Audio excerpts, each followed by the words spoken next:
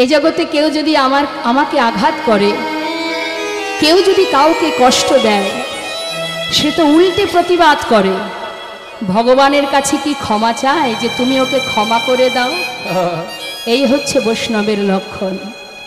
ওদের তো কোনো দোষ নেই, ওরা আমাকে মারছে বটে, ওদের দিয়ে করানো হচ্ছে তাই ওরা করছে। তুমি করুণাময়, তুমি ওদের ক্ষমা করে দাও প্রভু, তুমি ওদের ক্ষমা করে দাও।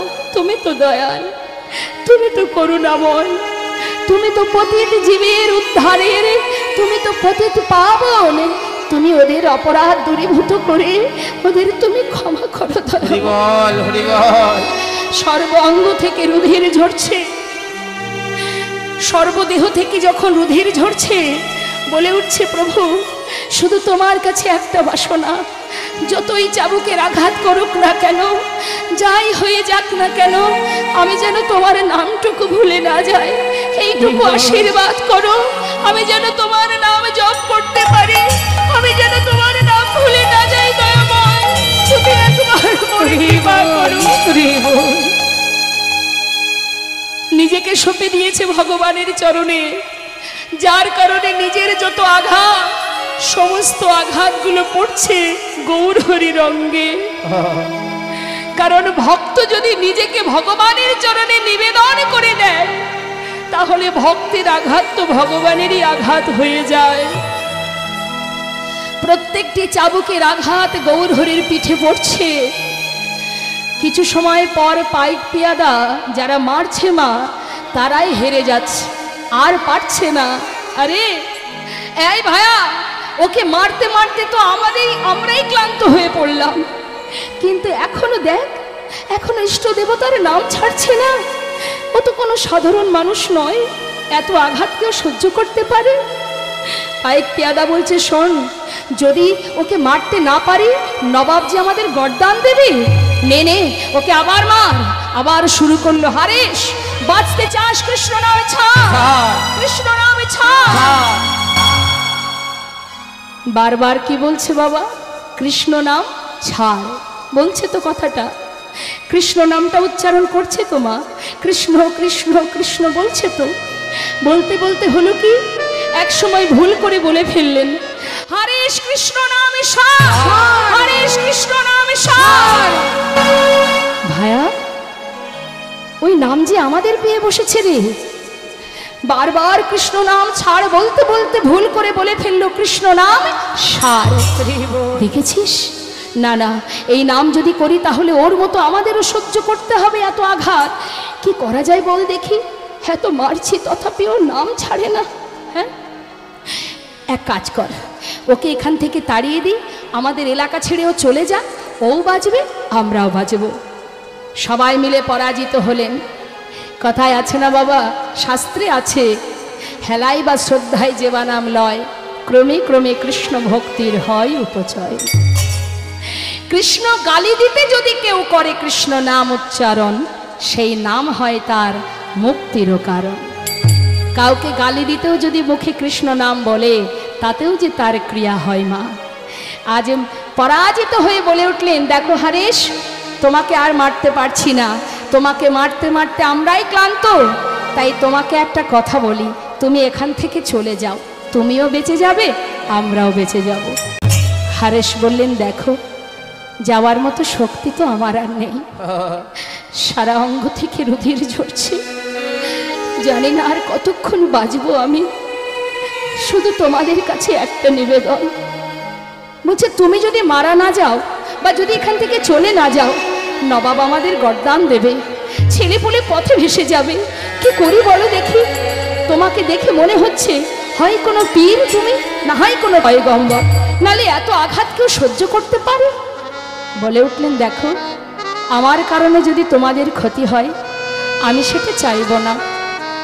তাহলে তোমাদের কাছে জানিয়ে রাখি, যদি আমি প্রভুর চরণ স্মরণ করতে করতে এখানে প্রাণ হারাই, তোমরা শুধু আমার শেষ ইচ্ছাটা পূর্ণ করে দিও, আমাকে একটু ওই গঙ্গার জলে ভাসিয়ে দিও। বেশ বেশ, তাহলে করো দেখি, দেখি তোমার কেমন ভজন, কেমন তোমার সাধন, করো, তুমি নাম করো, তাড়াতাড়ি করো।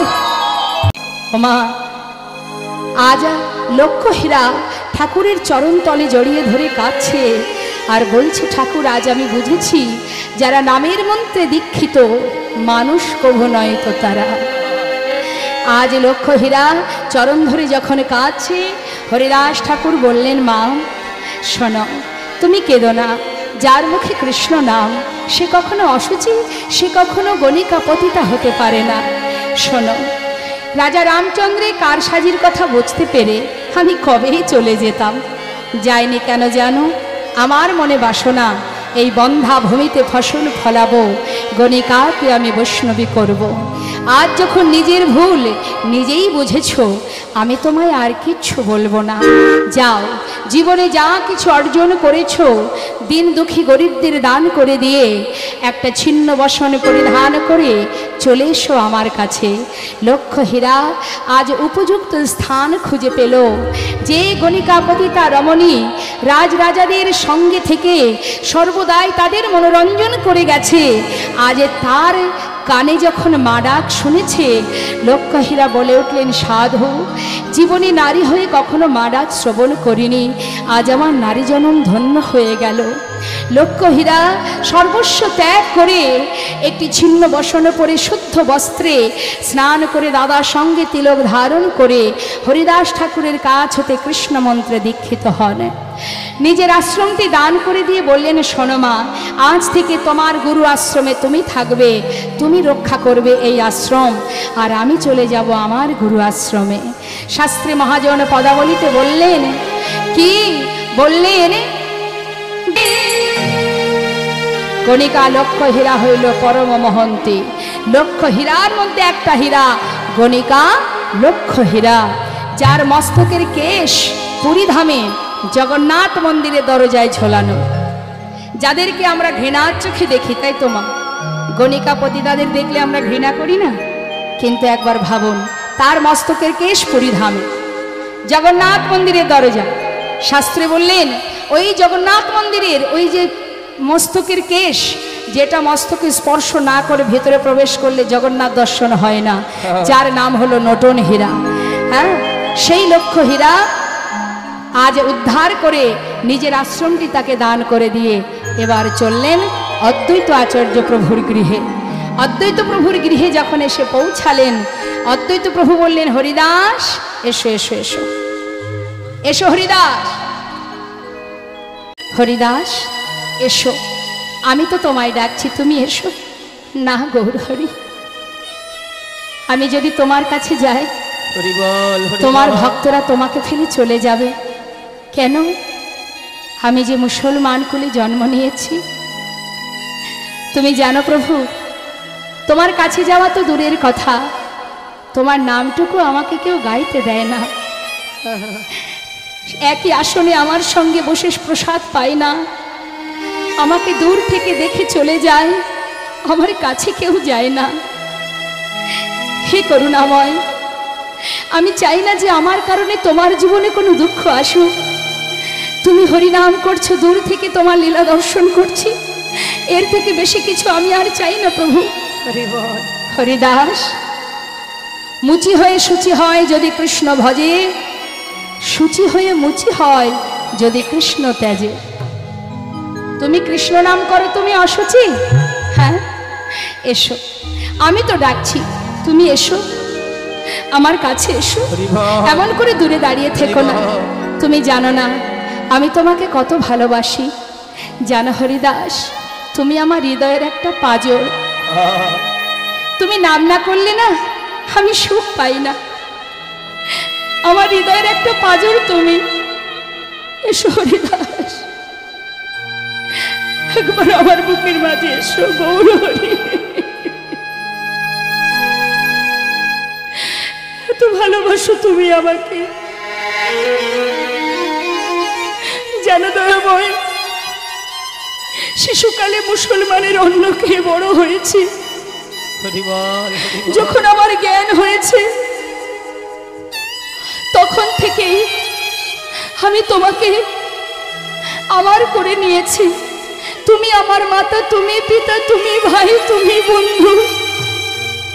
এই জগতে তুমি ছাড়া আমার আর কেউ নেই দয়াময়। হরিদাস, আমি দুবাহু প্রসার করে ডাকছি, তুমি আর দূরে থেকো না, এসো এসো হরিদাস, গৌর হরি।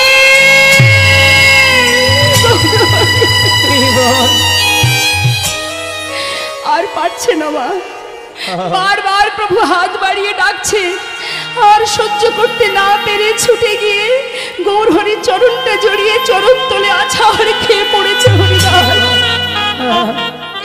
গৌর হরির চরণ থেকে তুলে বলছে, হরিদাস আমার বুকের মাঝে এসো। জানো হরিদাস, এই জগতে সবাই আমাকে ভালোবাসে, আমার কাছে এরা যা চায় আমি এদের তাই দিই, কারণ আমি তো ভগবান, ভক্তের বাঞ্ছা পূর্ণ করা আমার কাজ। ওদের বাঞ্ছা পূর্ণ করি বলেই তো ওরা আমার নাম দিয়েছে আমি বাঞ্ছা কল্পতরু। কিন্তু তুমি জীবনে এত কষ্ট, এত আঘাত পেয়েছ, কোনোদিন আমার কাছে কিচ্ছু চাওনি। আমার মনে বড় বাসনা, আমি তোমায় কিছু দেব। বলো হরিদাস, তুমি কি চাও? তুমি যা চাইবে আমি তাই দেব, বলো তুমি কি চাও? গৌর হরি, তুমি আমাকে দেবে, কি দেবে আমায়? কার জন্য চাইবো আমি? আমার তো তুমিই সব, এ জগতে আমার তো আর কেউ নেই। চাইতে যদি হয় আমি তোমার জন্য চাইবো না, আমার জন্য নয়। সবাই যেমন তাদের প্রয়োজনে চায়, তুমি চাইবে তোমার প্রয়োজনে। বলো হরিদাস, কি চাই তোমার? আমার যে বড় ইচ্ছা, আমি কিছু দেব। হরিদাস ঠাকুর কেঁদে কেঁদে বললেন, দয়াময় আমার চরণে যখন এসেছো, আমার চরণ ছাড়া আমি তোমায় করব না, কিন্তু আমার যে বড় ইচ্ছা কিছু দেব তোমায়, কিছু তো চেয়ে নাও গৌর হরি। তবে তুমিও শুনে রাখো, যদি সত্যি তোমার দেওয়ার বাসনা হয়, তুমি তোমার কাছে আমার একটাই চাওয়া, এই জগতে কোনো যখন মাতা পিতা মারা যায়, তার শেষকৃত্য করে তার সন্তানেরা। আমার তো কেউ নেই, আমি তোমার নামকে সম্বল করে শিশুকাল থেকে ঘর ছেড়ে পথে নেমেছি। তুমি মাতা, তুমি পিতা, তুমি ভাই, তুমি বন্ধু। তাই যখন আমার দেহ থেকে প্রাণ পাখিটা চলে যাবে, শুধু কথা দাও প্রভু, তুমি আমার পুত্র হয়ে তুমি আমার শেষকৃত্যটা সমাধা করে দেবে। কৃষ্ণ নাম ছাড়, হরে কৃষ্ণ নাম ছাড়, হরে কৃষ্ণ নাম ছাড়। আঘাত শুরু হলো। যতবার আঘাত করে বাবা, ততবার তার মুখে একটাই নাম, কৃষ্ণ কৃষ্ণ কৃষ্ণ কৃষ্ণ। শুধু বলে উঠলেন, দয়াময় যে আঘাত আজ আমার অঙ্গে পড়ছে, এ তো এরা করছে না, এ আঘাত তোমার দেওয়া আঘাত। আমি জানি এই আঘাত তুমি আমায় করছো। তোমার কাছে একটা নিবেদন, এদের তো কোনো দোষ নেই, এদেরকে দিয়ে করানো হচ্ছে বলেই এরা মারছে। তুমি এদের ক্ষমা করো দয়াময়। মনের আনন্দে নাম গাইতে গাইতে এসে পৌঁছালো কোথায়? বেশি দূর নয়, আমাদের নবদ্বীপ, তার আগেই একটি জায়গা, সেটা হচ্ছে ফুলিয়ানগর। ওই ফুলিয়ানগরে একটা গঙ্গার ধারে প্রাচীন কুটির আছে মা, প্রাচীন কুঠির, কৃত্তিবাসের। সেই প্রাচীন কুঠিরে বসে বসে হারেশ নাম করছে আর মনে মনে ভাবছে, এই যে গঙ্গার ধার, এখানে একটা সুন্দর নিরিবিলি পরিবেশ, এই জায়গাতে কেউ আমাকে হরিনামে বাধা দেবে না। কিন্তু জেনে রাখবেন ভালো করে সবাই, বিরোধীর কিন্তু অভাব হয় না। যে কোনো শুভ কাজে একটা না একটা বিরোধী থাকবেই থাকবে, বিরোধীর অভাব নেই। এখন নিরজনে বসে হরিনাম করছে বটে, কৃষ্ণ নাম করছে বটে, একে একে 2, 3 হতে হতে কানে কানে কানে কানে ওই ফুলিয়া নগরের বাসী সবাই জানতে পারলেন যে মুসলমানের ছেলে হয়ে, মুসলিম হয়ে সে করে হিন্দু দেবতার নাম। খবর পেয়ে সবাই মিলে গঙ্গার ঘাটে, যারা কৃষ্ণ ভক্ত তারাও আসছে, আবার যারা বিরোধী ব্যক্তি তারাও আসছে। কিন্তু কিছু কিছু ব্যক্তি তারা একসঙ্গে জটলা পটলা করে সেই সময়ের শাসনকর্তা যিনি ছিলেন নবাব হোসেন, তার কাছে গিয়ে হাজির হলেন। হুজুর, জয় মুলকপতির জয়, জয় মুলকপতির জয়, জয় মুলকপতির জয় জয়, মুলকপতির জয়, জয় মুলকপতির জয়। এখন জয় দিয়ে হাজির হয়েছে, ভিতরে প্রবেশ করেছে মহলে, রাজমহলে। হুজুর, কোথা থেকে একটি ছেলে এসেছে, আমাদের জাতের ছেলে, সে কিনা আমাদের জাতের ছেলে হয়ে করে হিন্দু দেবতার নাম। এইভাবে যদি নাম করে হুজুর, তাহলে যে আমাদের সমাজের কলঙ্ক হবে, এর একটা বিহিত চাই হুজুর। নবাব হোসেন বলে উঠলেন, এত বড় স্পর্ধা, আমার রাজত্বে বসে বেয়াদবি! একে আছো, যাও ওকে ধরে নিয়ে এসো আমার দরবারে। নিরজনে বসে বসে গঙ্গার ধারে অগণিত ভক্তগণকে সাথে করে নিয়ে হারেস নাম করছে। দেখুন কত বাধা মা। বৈষ্ণবগণ যা হারেসের মুখে নাম শ্রবণ করে দূর থেকে হেঁটে চলে যায়, কাছে যায় না, কিন্তু তথাপিও কৃষ্ণ নাম কখনো ছাড়েনি। জীবনে এত কষ্ট পেয়েছে, এত আঘাত পেয়েছে, নাম ছাড়েনি। এই তো প্রকৃত ভক্ত। তার জীবনে একটাই দুঃখ, যদি গোবিন্দের কাছ থেকে কখনো, গৌরহরির কাছ থেকে কোনো কষ্ট পায়, সেটাই তার জীবনের কষ্ট। সমাজে যে যাই কষ্ট দিক না কেন, সে কষ্ট তার কাছে কোনো কষ্টই নয়। এই হচ্ছে পরম ভক্ত। আমরা মায়ার সংসারে কষ্ট পেলে কাঁদি, আর ভক্ত কাঁদে ভগবানের কাছে কষ্ট পেলে। এই হচ্ছে ভক্তের সঙ্গে আমাদের পার্থক্য। যেই না গেছে আপন মনে ভক্তদের নিয়ে সবাই মিলে যখন হরিনাম করছে, সেই সময় মুলকপতি গিয়ে হাজির, সবাইকে নিয়ে করছে নাম, তোমরা সবাই কৃষ্ণ নাম করো। বলে না, যেন চারিদিকে শুধু ওর ছবি আমার চোখে ভাসে। এটা হচ্ছে ভালোবাসার মহিমা।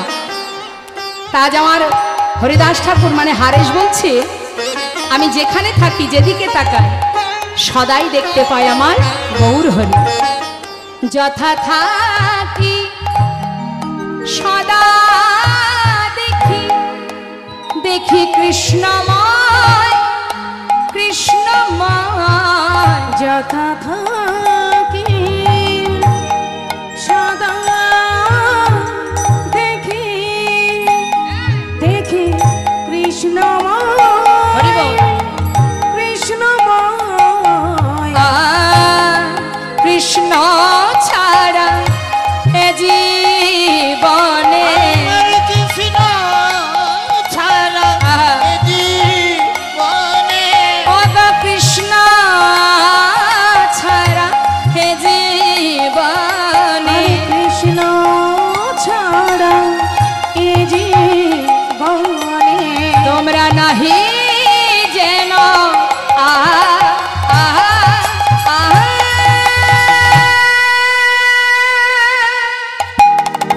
একবার জপ কৃষ্ণ, হরিবল, হরিবল, হরিবল, হরিবল, হরিবল। কৃষ্ণ, একবার লহ কৃষ্ণের নাম দে, একবার ভজ কৃষ্ণ, কহ কৃষ্ণ, একবার লহ কৃষ্ণের নাম দে, একবার ভজ কৃষ্ণ, কহ কৃষ্ণ। স্তব্ধ হ।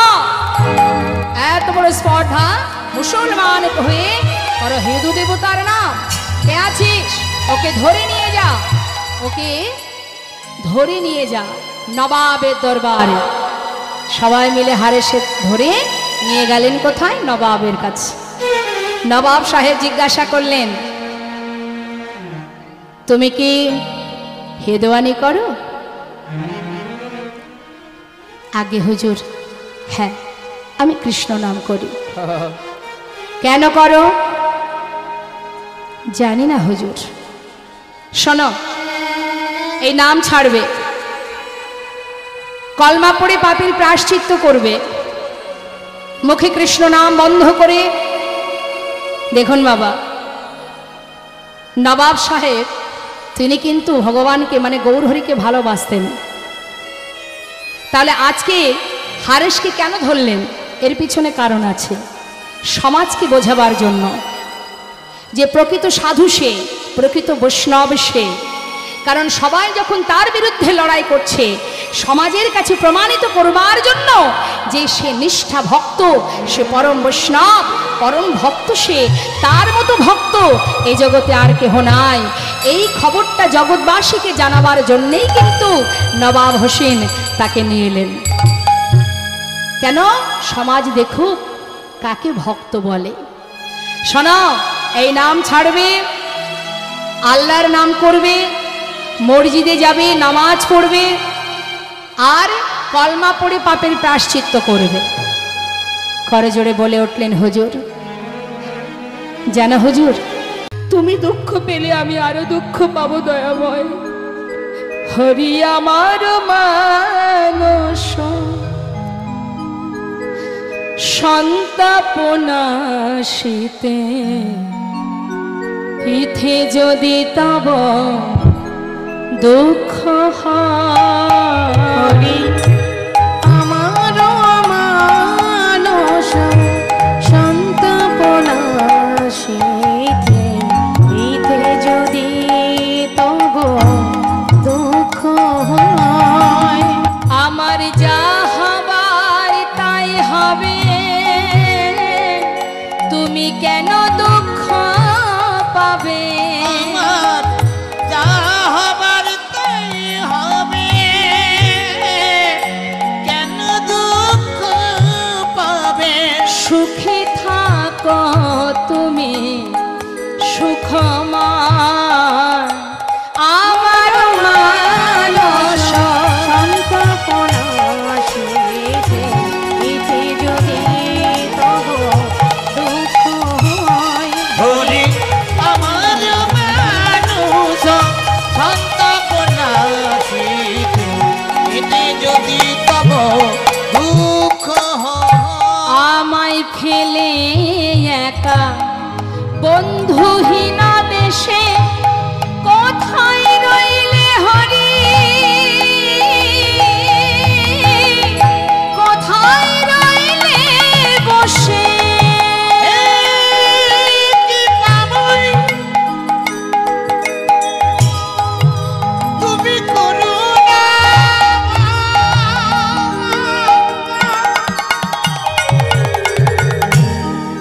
তুমি ছাড়া আমার আর কেহ নাই।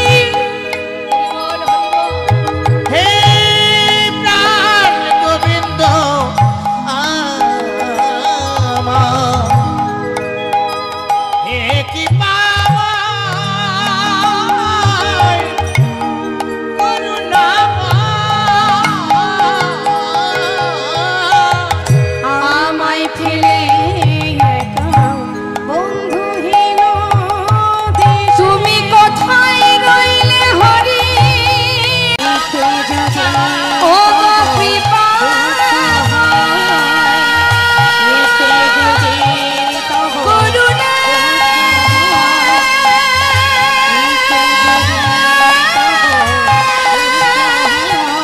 করুণা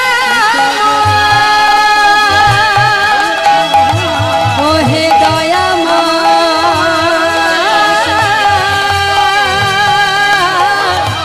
হে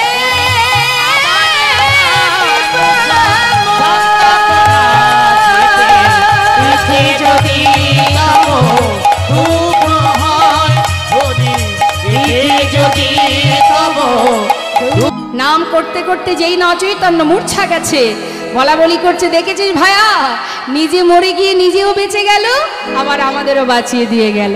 বাবা বাবা, হ্যাঁ রে, চল ওর শেষ ইচ্ছাটা পূর্ণ করা হোক। কি ইচ্ছা? না, ওকে গঙ্গার জলে ভাসাতে হবে। তা সবাই মিলে বলা বলি করছে, চল ভায়া ওকে গাঙের জলে ভাসিয়ে দিই। এই বলে ধরাধরি করে সবাই মিলে কি করলেন, গাঙের জল অর্থাৎ গঙ্গার জলে ভাসিয়ে দিল।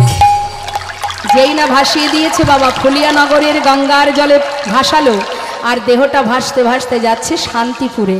শান্তিপুরনাথ অদ্বৈত আচার্য প্রভু তিনি কিন্তু প্রভাতকালে তিনি যাচ্ছেন। তখনও পর্যন্ত মহাপ্রভু নবদ্বীপে আসেননি মা। প্রতিনিয়ত অদ্বৈত আচার্য প্রভু তিনি প্রভাতকালে গঙ্গায় গিয়ে স্নান করেন আর তুলসীপত্র গঙ্গার জলে দিয়ে ভগবানকে নদিয়াতে আসার জন্য আহ্বান করেন। তা প্রতিদিনের ন্যায় আজও যাচ্ছে যে যেই না দাঁড়িয়েছে প্রাতকাল প্রভাত সময় হঠাৎ একটা নাম শুনতে পাচ্ছে, কৃষ্ণ কৃষ্ণ কৃষ্ণ কৃষ্ণ হে কৃষ্ণ। আহা, কৃষ্ণ এত মধুর কৃষ্ণ নাম করছে। কৃষ্ণ এই প্রভাতে আমি ছাড়া তো ঘাটে কেউ আসে না। কে তুমি? ওগো তুমি কে? আমার সামনে এসো, আমি তোমায় দেখতে পাচ্ছি না কেন? চারিদিকে দেখতে দেখতে হঠাৎ গঙ্গার জলে দেখতে পেল কি একটা দেহ ভাসতে ভাসতে যাচ্ছে। হঠাৎ অদ্বৈত প্রভু জলে ঝাঁপ দিয়ে হারেসের ওই অচৈতন্য দেহটাকে তীরে নিয়ে এলেন মা। তীরে নিয়ে এসে হারেসের শ্রুতিমূলে বদন দিয়ে সেই মৃতদেহটাকে, আহা ওই যে মূর্ছা গেছিল অচৈতন্য হয়েছিল সেই দেহটা আজ কৃষ্ণ নাম দিয়ে তার অচৈতন্য দেহের চৈতন্য ফেরালো। চৈতন্য পেয়ে হারেস উঠে দাঁড়ালেন, জিজ্ঞাসা করলেন, কে তুমি? তুমি কে? অদ্বৈত প্রভু বললেন, আমি এই শান্তিপুরনাথ অদ্বৈত আচার্য। কিন্তু তুমি কে? আমার নাম হারেস। আমি মুসলমান কুলে জন্ম নিয়েছি।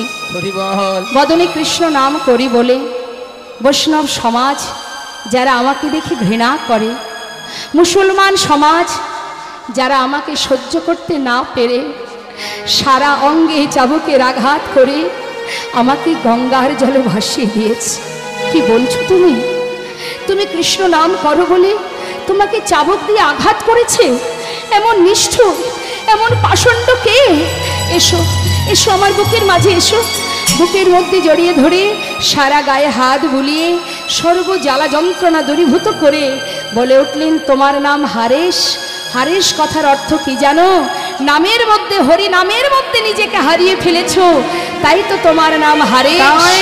ওগো, তুমি চিন্তা করো না, আজ থেকে তোমার নাম আর হারেস থাকবে না। যাও তুমি স্নান করে এসো গঙ্গা থেকে, শুদ্ধ বসন করিয়ে দাদা সঙ্গে তিলক ধারণ করিয়ে মস্তক মুন্ডন করে তার নাম দিল হরির দাস। নিতাই গৌর হরি বল হরি বল। এই বেনাপোলটা কোথায়? যদি আপনারা বনগাঁয় যান, উত্তর 24 পরগনা বনগা বেনাপোল বর্ডার, যেখান থেকে আমরা এসেছি বর্ডার পার হলেই লক্ষ্যহীরার পাটবাড়ি, যেখানে লক্ষ্যহীরাকে উদ্ধার করেছিলেন হরিদাস ঠাকুর। সেই বেনাপোলির জঙ্গল, সেখান থেকে বর্ডারটা হয়েছে 5 মিনিট। বর্ডার পার হলে 5 মিনিট, যদি আপনি কোনো গাড়িতে বা ভ্যানে যান 5 মিনিট সময় লাগে। আমাদের সৌভাগ্য হয়েছে, আমরা অনেকবার গিয়েছি। তো সেই বেনাপোলির জঙ্গলে একটি পর্ণকুঠি নির্মাণ করে আজ হরিদাস ঠাকুর হরিনাম জপ করতে শুরু করলেন। কিন্তু বেনাপোলির যিনি ওই এলাকার শাসনকর্তা যিনি ছিলেন রাজা রামচন্দ্র খা, তিনি কিন্তু ব্যাপারটা মেনে নিতে পারছে না বাবা। কেন না, বাবাজির হরিনাম শোনার জন্য বেনাপোলের উৎসুক ভক্ত যারা দল বেঁধে যায়, দেখতে দেখতে 1জন 2জন হতে হতে বিরাট মেলা বসে যায়, যেন মনে হয় হরিনামের মেলা হচ্ছে। এই কাণ্ড দেখে রাজা রামচন্দ্র খা মনে মনে ভাবলেন, ওই সাধুর মধ্যে কি আছে? শুধু আচ্ছা, জয় নিতাই জয় গৌর। আজ যখন হরিদাস ঠাকুর অদ্বৈত প্রভুর কাছ থেকে দীক্ষামন্ত্র গ্রহণ করেছে, তাহলে আজ আপনাদের কাছেও বলবো, গুরু দীক্ষা তো দিতে হবে মা। তা আসুন, কমিটির ভক্তরা যাচ্ছে আপনাদের কাছে, আপনারাও তো সবাই আপন আপন গুরুচরণ স্মরণ করে, গুরু সেবার নাম স্মরণ করে আপনারা সবাই ভগবত সেবার করে ভগবানের সেবার জন্য, ভক্ত সেবার জন্য দান করবেন। যাচ্ছি মন্দির কমিটির ভক্তবৃন্দ, আপনারা উজাড় করে ভগবত সেবার তরে দান করুন। এই দান শ্রেষ্ঠ দান, উত্তম দান, সাত্ত্বিক দান। দান তো অনেক রকমের আছে, অন্নদান, বস্ত্রদান, রক্তদান, তাই না, ভূমিদান, তার মধ্যে শ্রেষ্ঠ দান ভগবানের সেবার করে দান। যে দানকে বলা হয় সাত্ত্বিক দান। যে দানের পিছনে কোনো চাওয়া পাওয়া থাকে না, কোনো উদ্দেশ্য থাকে না, শুধু একটাই উদ্দেশ্য, যে দানটুকু তোমায় দিলাম প্রভু, এটুকু যেন তোমার সেবায় লাগে। তোমারই দেওয়া সম্পদ তোমায় দান করলাম, কিন্তু আমার এই দান যেন তোমার সেবা থেকে ব্যর্থ না হয়, যেন তোমার সেবায় লাগে, এই কামনা নিয়ে আপনারা দান করবেন। যাচ্ছে ভক্তরা আপনাদের কাছে, কথা বলবেন না, আপনারা প্রাণ ভরে দান করুন। নিতাই গৌর হরি বল হরি। ওমা কথা বলবেন না, সবার কাছে যাবে, তবে একটু একটু করে দান করবেন না, কারণ আপনার কাছে কত আছে তিনি জানেন, কারণ তিনিই তো দিয়েছেন। ব্যাংকে কত আছে, আলমারিতে কত আছে, কাছে মানি ব্যাগে কত আছে, আঁচলের বাঁধা কত আছে, সব তিনি জানেন, জানে তো। তাহলে তার বেলায় যদি কৃপণতা করেন, ভগবান বলবে তোকে এত দিয়েছি আর আমার বেলায় তখন কৃপণতা করছিস, বেশ এ জন্মে যা পেয়েছিস পেয়েছিস, পরের জন্মে কিন্তু আর দেব না। মোটেও ভালো নয়, স্বভাব মোটেও ভালো নয়। না হলে নারী জাতিদের চোখে চোখ রেখে হরিনাম করে ভণ্ড ভণ্ড। যেই না বলেছে, রাজা রামচন্দ্র মনে মনে ভাবছে এই তো সুযোগ, ওই সাধু যদি ভণ্ড হবে তাহলে সাধুকে বন থেকে তাড়াতে আমার বেশি সময় লাগবে না, কারণ ও তো প্রকৃত সাধু নয়, ও তো ভণ্ড সাধু। শোনা গেছে সমস্ত নারীরা যায় তার মুখে হরিনাম শুনতে। হ্যাঁ, কি আছে সাধুর কাছে? লেংটিধারী বাবাজি, সে সবাইকে পাগল করছে। আমি রাজা রামচন্দ্র কিছুতেই মেনে নেব না, ওকে আমি তাড়াবই তাড়াবো। তাহলে সাধুর স্বভাব চরিত্র যখন ভালো নয়, একটা সুযোগ আছে। আমাদের গণিকা পতিতা নটি লক্ষ হীরা, রূপে গুণে অতুলনীয়, ওই লক্ষ হীরাকে পাঠিয়ে ওই সাধুকে আমি ভণ্ড বলে প্রমাণিত করব। হরি বল। দেরি না করে লক্ষ হীরাকে পাঠালেন ডাকতে। লক্ষ হীরা এসে বললেন, বাবু এত তাড়াতাড়ি তলব কিসে? এসো এসো নটি, আমার কাছে এসো। শোনো, ওই জঙ্গলে এক বাবাজি এসেছে, যার মুখে নাম শোনার জন্য সবাই পাগল হয়ে আছে। শুনেছি ওই সাধুর নাকি স্বভাব মোটেও ভালো নয়, তাই তুমি তোমার রূপ যৌবন দিয়ে ওই সাধুকে ভণ্ড বলে প্রমাণিত করো, যাতে অতি শীঘ্রই আমি আমার এই বেনাপোল থেকে ওকে তাড়াতে পারি। বাবু, এ আর বেশি কথা কি? কত রাজরাজাকে ভুলিয়েছি, সাধুকে ভোলাতে পারবো না? বেশ। লক্ষ হীরা নিজেকে সুন্দর করে সাজিয়ে এবার জঙ্গলে প্রবেশ করলেন। জঙ্গলের মধ্যে গিয়ে দেখছে কি, সবাইকে নিয়ে মনের আনন্দে হরিনাম করছে। কি বলছে? শোনো গায়ের নরনারী, তোমরা আমার কথা শোনো, আমায় ঘিরে নীরবে দাঁড়ায়েছ কেন? হরে কৃষ্ণ হরে কৃষ্ণ। দেখতে দেখতে অধিক রাত হলো, সমস্ত ভক্তরা আপন আপন গন্তব্যস্থলে চলে গেল। একা একা বসে আছে লক্ষ হীরা। তাকে দেখে মনে মনে চিন্তা করলেন, সাধু আজ তুমি যখন একা একা বসে আছো, এই তো সুযোগ।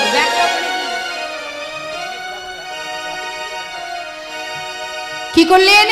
বললেন, সাধু নিরজনে যখন একা একা বসে আছো, হ্যাঁ এই তো সুযোগ।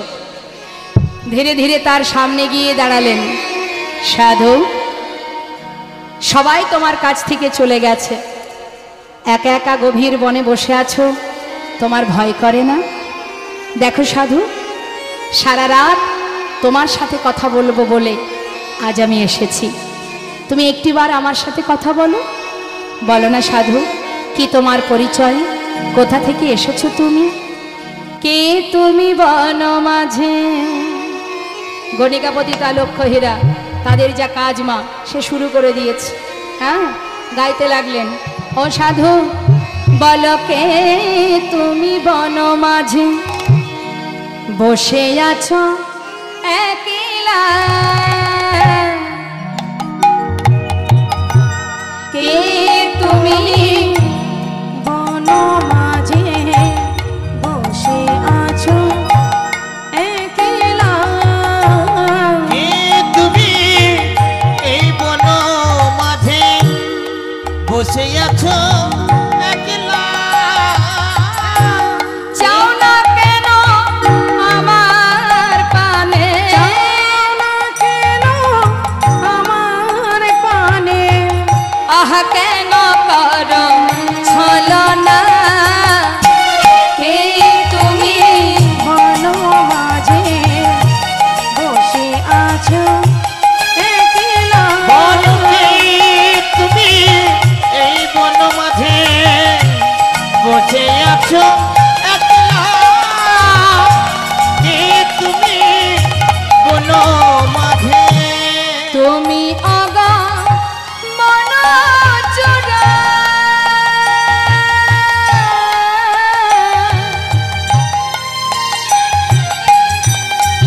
সাধু তুমি আগা মনা চোরা, আমি তোমার প্রেমে দিশাহারা।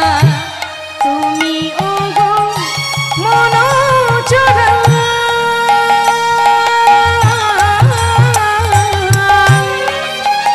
আমি তোমার প্রেমে দিশেহারা। মনের আশা পূর্ণ করো, মনের আশা পূর্ণ আমার মনের আশা পূর্ণ করো। নানা আর তো জানা সহে না। এই তুমি বন মাঝে বসে আছো একলা। বল বল কি তুমি এই বন মাঝে বসে আছো একলা। কে তুমি বন মাঝে বসে আছো একলা। কে তুমি বন মাঝে। এত সময় এত গান এত নৃত্য হলো মা, তথাপিও ঠাকুর একবারও তার পানে চাইলেন না। শুধু চোখ বন্ধ করে ধ্যানের মধ্যে দিয়ে ইশারা করে বললেন একটু বসো। তার মানে একটু বসো, আমার নাম সংজ্ঞা পূর্ণ না হওয়া পর্যন্ত আমি তোমার সাথে কথা বলতে পারবো না। লক্ষ্যহীরা ইঙ্গিত দেখে ভাবছেন বোধহয় আর এইটুকু নাম বাকি আছে, তাই ঠাকুর ইশারা করে জানালো। যাক, ভালোই হলো, আমি যে এসেছি তাহলে উনি বুঝতে পেরেছেন। তাহলে একটু অপেক্ষাই করি। বসে আছে, এইটুকু নাম হতে আর কত সময় বা লাগবে। বসে থাকতে থাকতে ওই যে বলেছি বাবা, হেলায় বা শ্রদ্ধা, ইচ্ছায় অনিচ্ছায় নাম তো কানে যাচ্ছে। বসে থাকতে থাকতে তার কানের মধ্যে নাম ঢুকছে, ঢুকতে ঢুকতে কি হলো, কখন যে নিজেই হরিনামের মধ্যে ডুবে গেছে নিজেই জানে না। রাজাকে বলেছে আপনি ভয় পাবেন না, 3 দিনের মধ্যে সাধুকে ভণ্ড বলে প্রমাণিত করব। আমি লক্ষ্যহীরা, হ্যাঁ কথা দিলাম, যদি প্রকৃত সাধু হয় তাহলে তো তাকে ভণ্ড বলে প্রমাণ করা যাবে না, কিন্তু যদি ভণ্ড হয়ে থাকে মাত্র 3 দিনের মধ্যেই তাকে ধর্মচ্যুত করব। ভালো কথা। একদিন তো চলে গেল, দ্বিতীয় রজনীতে আবার এসেছে। এসে দেখছি কি আজও ঠাকুরের নাম বন্ধ হয়নি, নাম চলছে। কি বলছে, সবাইকে নিয়ে হরিনাম করব আমরা, একবার সবাই মিলে গাইব, হাত তুলে। হরে কৃষ্ণ কৃষ্ণ কৃষ্ণ হরে হরে, হরে রাম রাম রাম হরে হরে। বলুন হরে কৃষ্ণ হরে।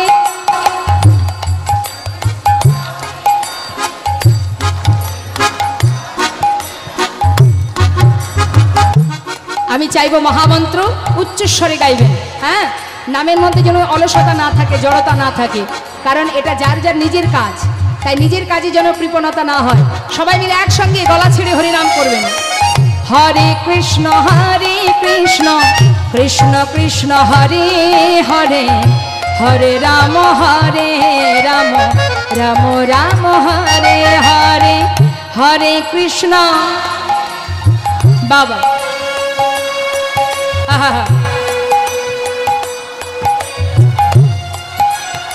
খুব সুন্দর। হরে কৃষ্ণ কৃষ্ণ কৃষ্ণ হরে হরে, হরে রাম রাম রাম হরে হরে, হরে কৃষ্ণ কৃষ্ণ।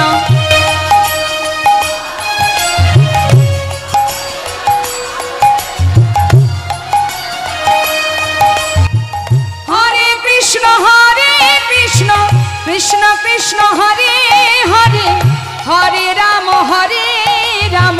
রাম রাম হরে হরে, হরে কৃষ্ণ।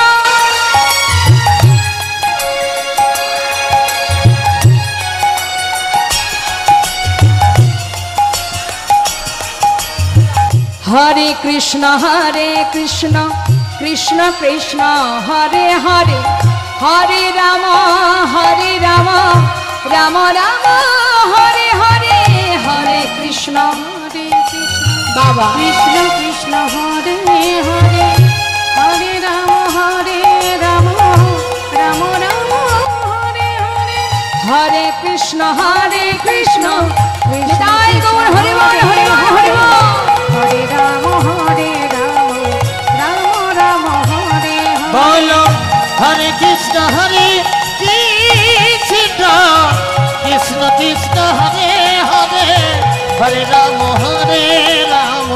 রাম রাম হরে হরে হরে কৃষ্ণ গৌর হরি বল হরি বল হরি বল। হরে রাম রাম হরে হরে বলো হরে কৃষ্ণ কৃষ্ণ কৃষ্ণ হরে হরে হরে রাম রাম রাম হরে হরে হরে কৃষ্ণ কৃষ্ণ কৃষ্ণ হরে হরে হরে রাম রাম রাম হরে হরে হরে কৃষ্ণ কৃষ্ণ কৃষ্ণ হরে হরে হরে রাম রাম রাম হরে হরে নিতাই গৌর হরি বল হরি বল হরি বল। কি হলো মা? সবাই মিলে চলে গেল অগণিত ভক্ত ঠাকুরকে হরিনাম করতে দেখে। এবার লক্ষ্য হীরা এসে দেখছে, বেশ আজও তোমার নাম শেষ হয়নি ঠাকুর, তাহলে তুমি করো তোমার নাম আর আমি করব আমার নৃত্য। তুমি দেখনি আমার নৃত্য, শোনোনি আমার গান। সাধু, সবার মুখে শুনেছি তুমি নাকি নারী জাতির চোখে চোখ রেখে হরিনাম করো। আজ দুদিন হলো এখনো একবারও তুমি আমার পানে চাইলে না, তাই আজ আমি দেখি কত সময় তুমি আমার পানে না চেয়ে থাকতে পারো। লক্ষ্য হীরা শুরু করে দিয়েছে মা তার নৃত্য। তার যত রকম প্রতিভা আছে, যত রকমের গুণ আছে, সব কিছু প্রয়োগ করছে। কেন? কোনভাবে সাধুকে ভণ্ড বলে প্রমাণ করা যায় চেষ্টা করে যাচ্ছে। গণিকা পতিতা লক্ষ্য হীরা এবার কি করলেন? নৃত্য আরম্ভ করলেন। লক্ষ্য হীরা গণিকা পতিতা হতে পারে, লক্ষ্য হীরার মধ্যে একটা হীরা লক্ষ্য হীরা, যে কিনা ভগবানের চরণ লাভ করেছিল, গৌর হরিদাস ঠাকুরের কৃপা লাভ করেছিল। নাম করতে করতে নাম করতে করতে হেলায় শ্রদ্ধায় নাম প্রবেশ করছে। নিশি আজও প্রভাত, যেই না নিশি প্রভাত, পাখির কলরব। ঠাকুর, না না, তুমি আজও আমায় বসিয়ে রেখে নিশি প্রভাত করে দিলে। সাধু, এই ছিল তোমার মনে? শোনো সাধু, আজ আমি তোমায় কথা দিয়ে যাচ্ছি, আর একটি রজনী আমার হাতে আছে। শোনো সাধু, হয় তুমি হারবে আমি জিতব, আর না হয় আমি হারবো তুমি জিতবে। আরও একটা কথা তোমায় বলে গেলাম, আর একটা রজনী আমার হাতে আছে, এটাই আমার শেষ রজনী। হয় তুমি আমার হবে, আর না হয় আমি কথা দিলাম আমি তোমার হব। নিতাই গৌর হরি বল হরি বল। দ্বিতীয় রজনীতে চলে গেল, এলো তৃতীয় রজনী। এসে কি দেখছে মা? আজও হরিনাম শেষ হয়নি, এখনো নাম গিয়ে চলেছে। হরে কৃষ্ণ কৃষ্ণ কৃষ্ণ হরে হরে হরে রাম রাম রাম হরে হরে। ঠিক সেই সুরে সুর মিলিয়ে ভাবছে, আচ্ছা আজ যখন তুমি নাম ছাড়লে না সাধু, এটাই আমার শেষ রজনী। হয় তুমি আমার হবে, না হয় আমি তোমার হব। যে সুরে তুমি হরিনাম করছো, এই সুরে সুর মিলিয়ে আমি গাইব। আমি দেখব আমার সুর যখন তোমার গানের মধ্যে প্রবেশ করবে, তখন তোমার গানের ভুল হবে, আর তখনই আমি তোমায় ভণ্ড বলে প্রমাণিত করব। লক্ষ্য হীরা কি করলেন? হরিদাস ঠাকুরের হরিনামের সুরে সুর মিলিয়ে গাইতে লাগলেন। হরিদাস ঠাকুর কি গাইছে? হরে কৃষ্ণ কৃষ্ণ কৃষ্ণ হরে হরে হরে রাম রাম রাম হরে হরে। সাধু দিগ একটিবার মুখ তুলে চাও মোর পানে, কত সুন্দর নিজেও জানো না, আমি মুগ্ধ তব দর্শনে। হরে কৃষ্ণ কৃষ্ণ কৃষ্ণ কৃষ্ণ হরে।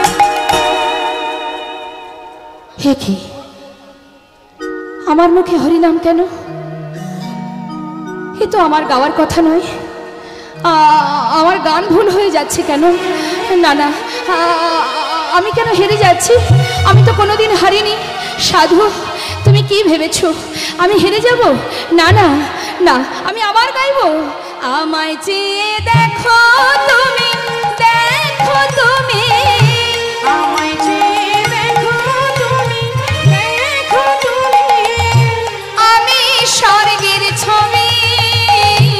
আমায় চেয়ে দেখো তুমি, দেখো তুমি, আমি স্বর্গের ছবি।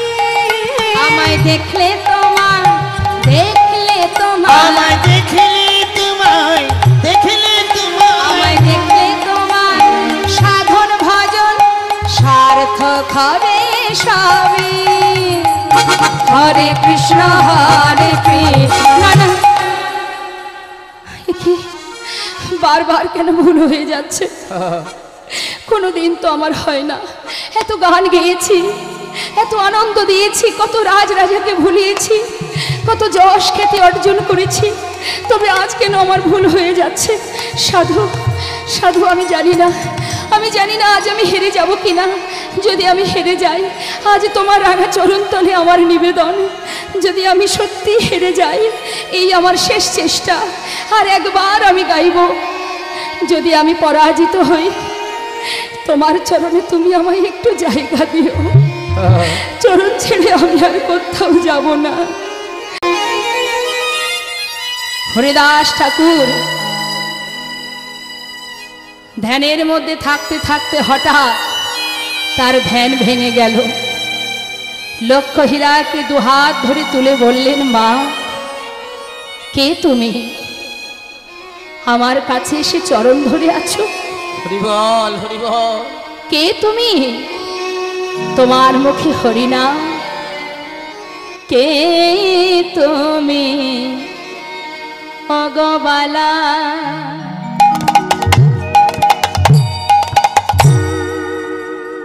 রূপেরি বরিরি ডালা, এই বনভূমি করিয়ালা, দাঁড়ালে আসি। কে তুমি? অগবালা, রূপেরি বলি ডালা, বনভূমি করিয়ালা, দাঁড়ালে আসি। কে তুমি অগবালা, রূপেরি বর্ণী